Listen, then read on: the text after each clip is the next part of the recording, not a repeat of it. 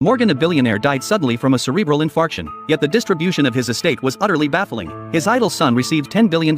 His wife inherited all shares in real estate. The remaining assets were donated entirely to charity. Only Morgan's beloved youngest daughter was bequeathed nothing but a dilapidated cellar. Though Lauren found her father's distribution profoundly unfair, it was stipulated in the will, and she had no choice but to accept it. Unexpectedly, after the will was read, the lawyer suddenly called Lauren aside, mysteriously handing her a sealed envelope, explaining that it had been specially prepared by her father and contained the answers she sought. Lauren eagerly tore open the envelope, finding only a key and a USB drive inside. Without hesitation, she plugged the drive into her computer. Soon, a video recording made by her father before his death appeared on the screen. Her father explained that he had bequeathed her the cellar because it concealed a shocking secret he'd kept hidden for over 30 years. He didn't want anyone else to know, and demanded Lauren keep it confidential. Hearing this, Lauren fell deep in thought. What earth-shattering secret could a dilapidated cellar hold?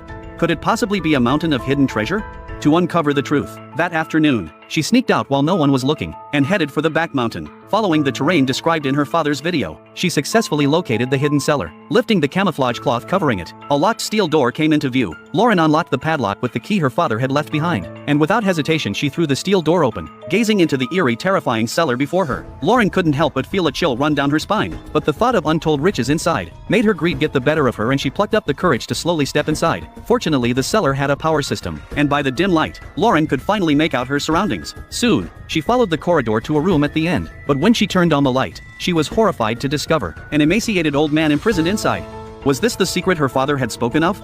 Uncertain whether the old man was dead or alive, Lauren forced herself to suppress her fear and reached out to check his breath. Unexpectedly, the next second,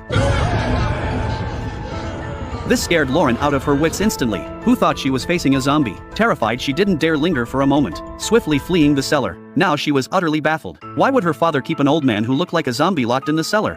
At first she considered calling the police, but remembering her father's plea to keep it secret, she decisively hung up the phone. However, her brother had already noticed Lauren's odd behavior. Thinking his sister was unhappy with the inheritance distribution, he generously offered to give her half of his share, but Lauren firmly refused. She believed her father had his reasons for dividing the inheritance this way. To uncover the old man's identity, Lauren took the pistol her father left behind and returned to the cellar. The old man had now moved from the chair to the bed, so, while he slept soundly, Lauren took his hand and pressed it onto a sheet of paper to collect his fingerprints. With these prints she could ask her friend at the police station to verify the old man's true identity. To avoid exposure, she deliberately wore a mask when returning to the cellar, yet this proved unnecessary. The old man knew her like the back of his hand. Not only was he intimately familiar with her family background, he could even describe the birthmark on Lauren's back with precision, and was fully aware that her father had passed away. Hearing this, Lauren was utterly